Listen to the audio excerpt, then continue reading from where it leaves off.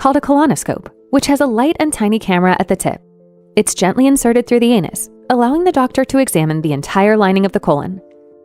If any polyps are found, they can often be removed during the same procedure, which helps prevent colon cancer from developing.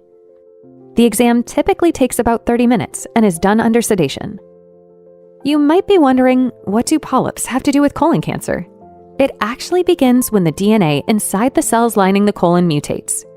These changes can cause the cells to grow and divide faster than they should, forming a small polyp.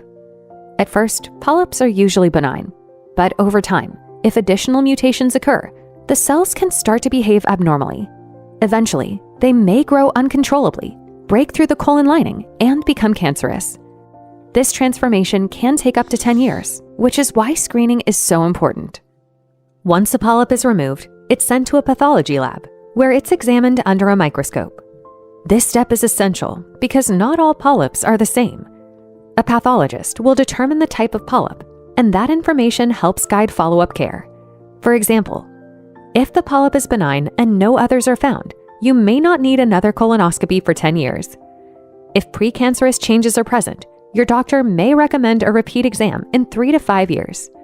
If cancer cells are detected, additional testing will be needed to determine the extent of the disease. Proper bowel preparation is key to a successful colonoscopy. It allows your doctor to clearly view the colon lining and detect even small polyps. Preparation starts with a low-residue diet 5 days before the procedure. This means avoiding hard-to-digest foods like nuts, seeds, raw fruits and vegetables, and whole grains. Instead, choose low-fiber options like white bread, rice, pasta, well-cooked or canned vegetables without skins, lean meats, eggs, and small amounts of dairy. The day before the procedure, you'll switch to a clear liquid diet. This includes water, apple juice, plain tea or coffee without milk, and electrolyte drinks. Avoid red or purple liquids, as they can resemble blood during the exam. You'll also take a laxative solution, typically in 2 doses, one the evening before and one early the morning of the procedure. This triggers frequent bowel movements to fully empty the colon. Most patients are able to resume normal activities the following day.